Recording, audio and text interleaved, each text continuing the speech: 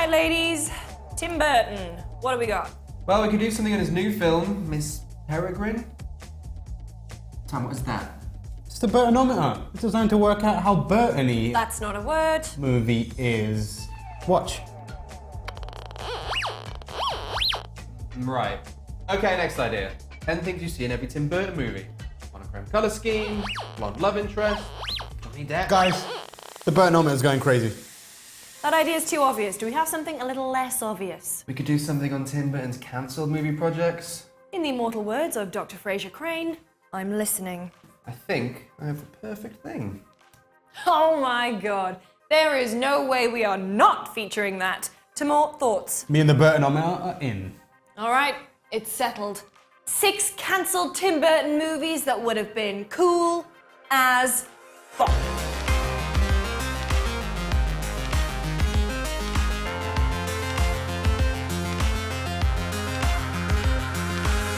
Welcome to Jurassic Park.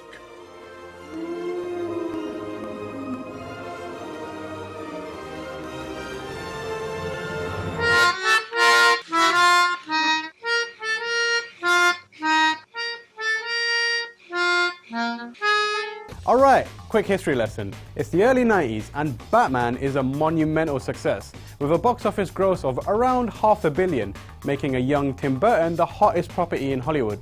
But just how hot, Ruby Rod? It's hotter than hot. He's hot. So much so that Warner Brothers wanted him to direct a movie adaptation of Michael Crichton's Jurassic Park.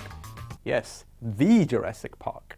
However, after a fierce bidding war, Universal Studios secured the rights and hit up E.T. director Steven Spielberg, who'd reportedly been interested in the project before the book even had been published. Hipster. The rest obviously is history, and we can only wonder what Tim Burton's Jurassic Park would have looked like.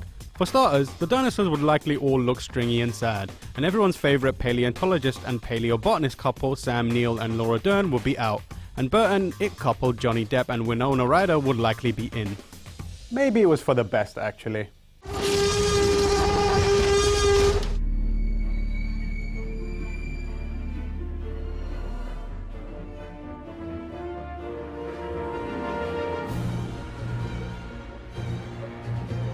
Why Burton's Pfeiffer-led Catwoman never hit our screens is your classic sad tale of studio meddling.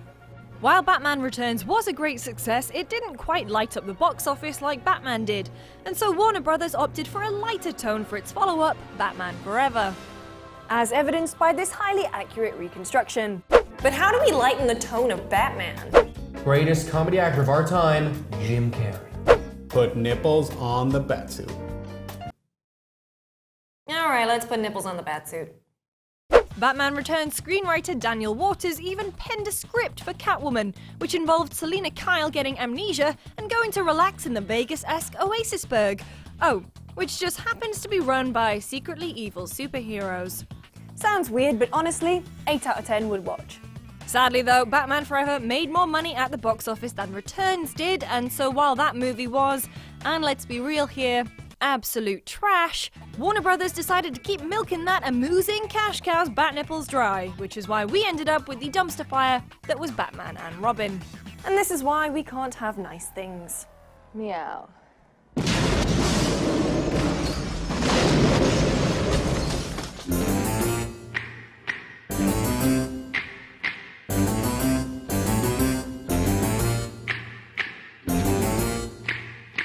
To be honest with you, it's difficult to believe that Tim Burton hasn't had anything to do with the Addams Family, except for stealing their whole aesthetic.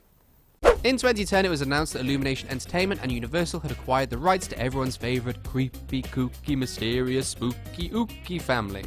They planned on making a kid-friendly stop-motion animation, so who better to bring on board than everyone's favourite creepy, kooky, mysterious, spooky, ooky director? At this stage, Burton had already made The Corpse Bride, produced The Nightmare Before Christmas, and was deep in production on Frankenweenie. So it wouldn't be a far cry to imagine his stop-motion take on the Addams Family. Burton was attached to co-write and co-produce the stop-motion animation feature until it got co-canned. I'm just kidding, it got completely canned.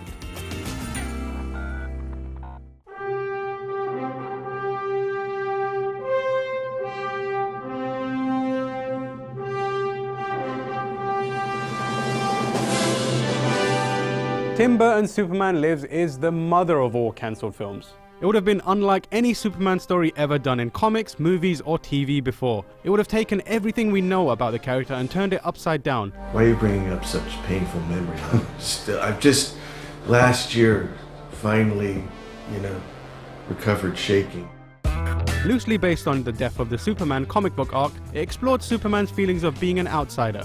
But Burton wanted to completely reinvent the world Superman existed in, pulling it from the bright and hopeful depiction of Dick Donner's movies and plunging him into something closer to Ridley Scott's Alien. But for every good idea, there was an incredibly bad one. Good idea: Brainiac as the villain, destroys Krypton, and aims to finish the job by killing Superman. Bad idea: Brainiac would also merge with Lex Luthor to become a new two-headed supervillain called Lexiac. Guys, Lex Luthor, Brainiac, Lexiac.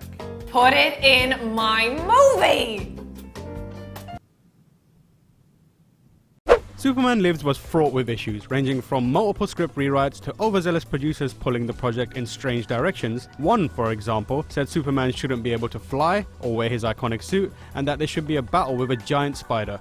Eventually, when the project had eaten up millions of dollars, it was cancelled, which is a shame because it could have been really something amazing with a little refinement. Oh, and that producer with the giant spider idea?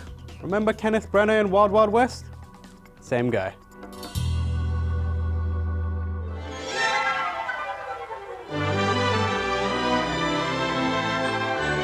Back in 2012, The Hollywood Reporter reported that Warner Brothers were interested in making a live-action adaptation of Pinocchio, using a real boy and everything. Burton was attached to direct, and his first choice for the iconic role of Geppetto was Robert Downey Jr. Now, you might not immediately think of Robert Downey Jr. for the role, but honestly, he can get away with anything. I know who I am. I'm a dude playing a dude disguised as another dude. What? Like the time in Tropic Thunder, where he, a white American actor, ends up playing an Australian actor, who in turn plays a black American soldier, who then played a Vietnamese rice farmer. Is this right? You don't know, do you? Sadly, Burton passed on the project to direct Miss Peregrine's Home for Peculiar Children, but the film has finally resurfaced with Da Vinci Code director Ron Howard overseeing Downey Jr.'s Geppetto. Hopefully you can do for woodcarvers what Patrick Swayze did for sexy ghost potters.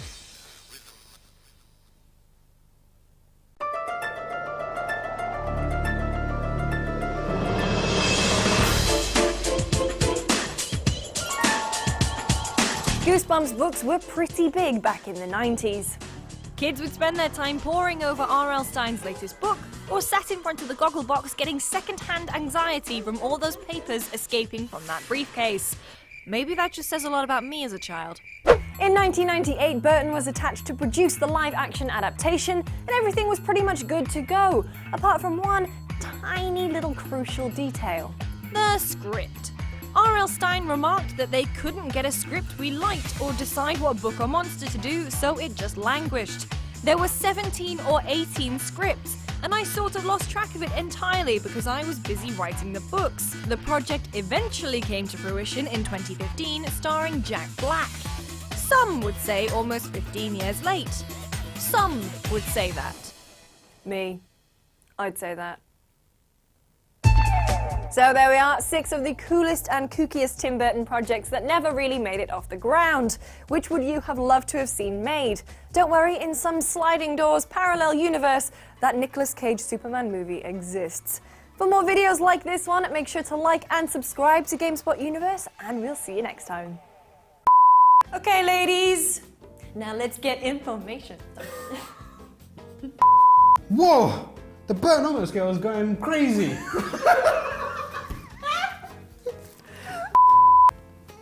Guys, look at the camera now. Guys. Guys, it's difficult to flip up. You have to probably get underneath the frame and... Tamoor. Me and the Burton meter are in. Damn it!